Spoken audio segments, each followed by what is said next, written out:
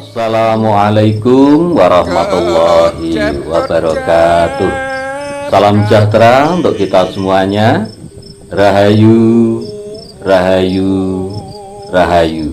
Pada zaman sekarang ini memang banyak sekali persoalan-persoalan yang dihadapi, entah itu kaula muda atau yang sudah berumah tangga ataupun yang sudah tua. Dan persoalannya macam-macam, mulai dari himpitan masalah ekonomi, dari persoalan masalah rumah tangganya yang gonjang-ganjing, dan juga persoalan mengenai bagaimana atau masa depan saya ke depannya ini bagaimana. Nah, semacam itu tuh sudah menjadi persoalan. Ini sebenarnya ada solusi, ini salah satu solusinya sebenarnya.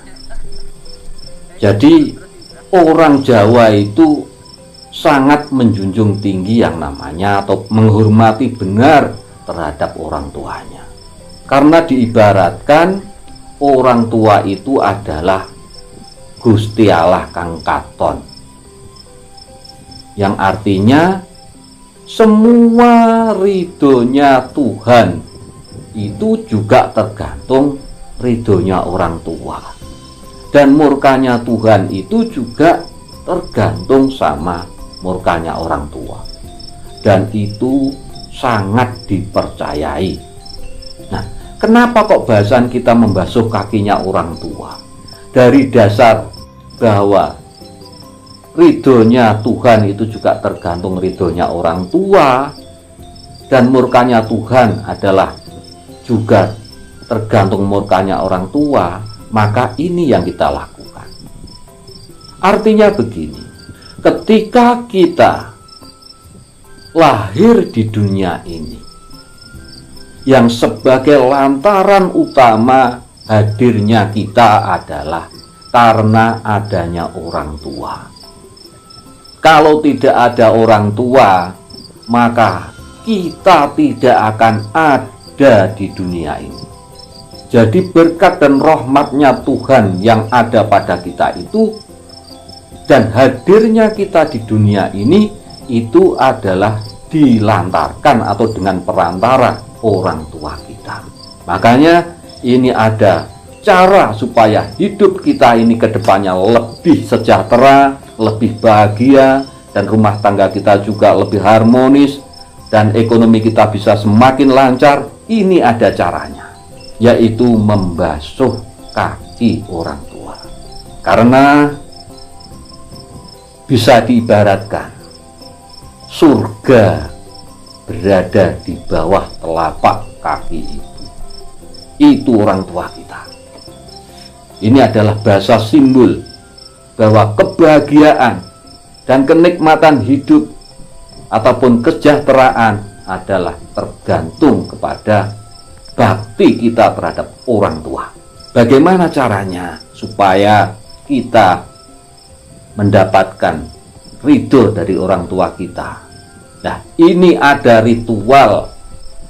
Ada ritual, kalau orang Jawa itu ada ritual-ritual khusus yang memang dijunjung tinggi, dan ini sudah ada sejak zaman dulu kala.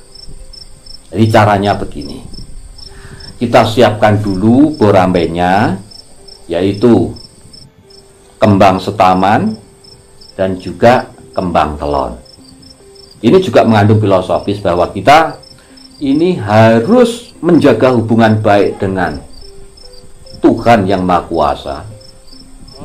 Nah, ini jadi kembang telonnya ada 3. Menjaga hubungan baik dengan Tuhan yang Maha Kuasa, menjaga hubungan baik sesama manusia, dan menjaga hubungan baik dengan alam. Ada 3 ini. Ini disimbolkan dengan kembang telon. Kalau kita sudah menjaga hubungan baik ketiga-tiganya ini, maka adalah kembang setaman yang wangi. Makanya nama kita akan harum mewangi ke seluruh antero. Nah, itu makna daripada simbol-simbol uborambe tadi.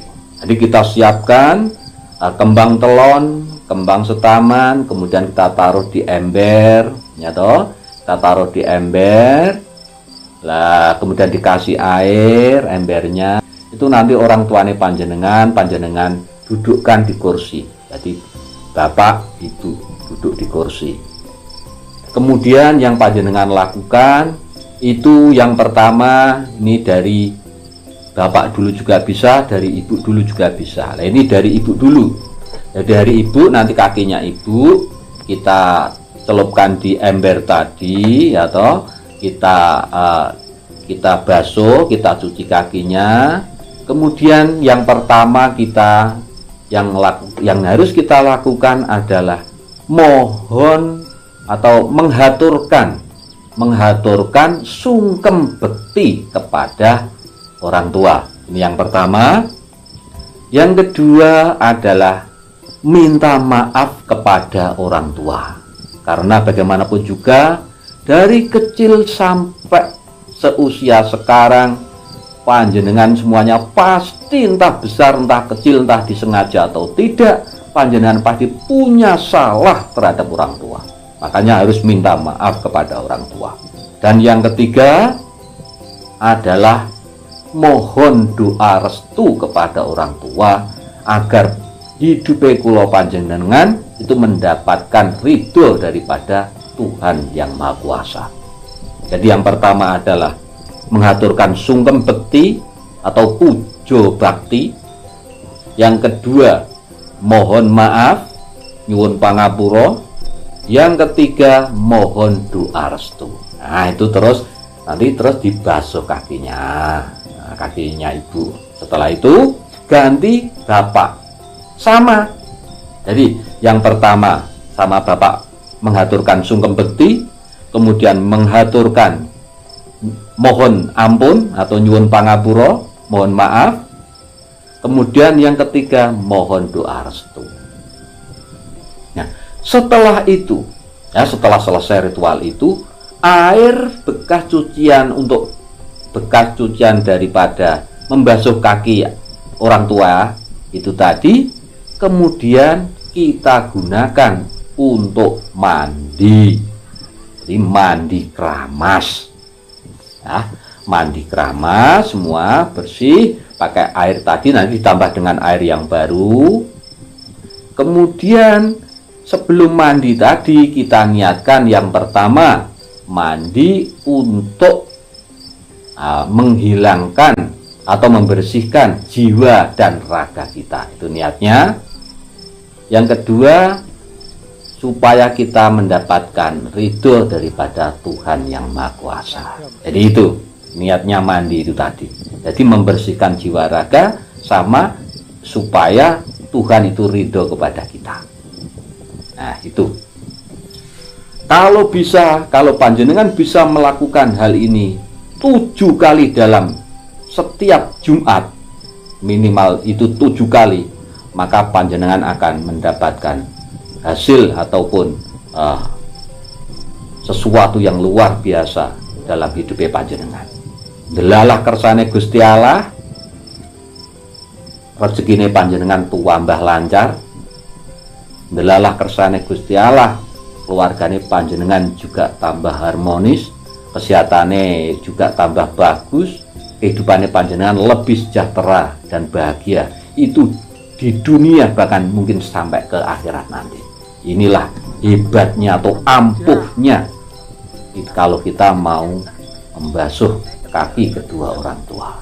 Kalau memang belum bisa melakukan 7 kali berturut-turut dalam hari Jumat itu tadi, minimal 1 kali jenengan lakukan itu, maka keajaiban akan menghampiri kehidupan panjenengan. Nah, kemudian begini, bagaimana seumpama orang tuanya sudah meninggal? Nah, kan begitu.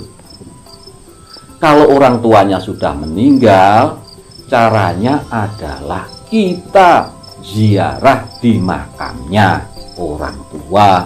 Nah, jenengan bahwa tergantung sama panjenengan sesuai dengan keyakinan panjenengan masing-masing. Caranya sama.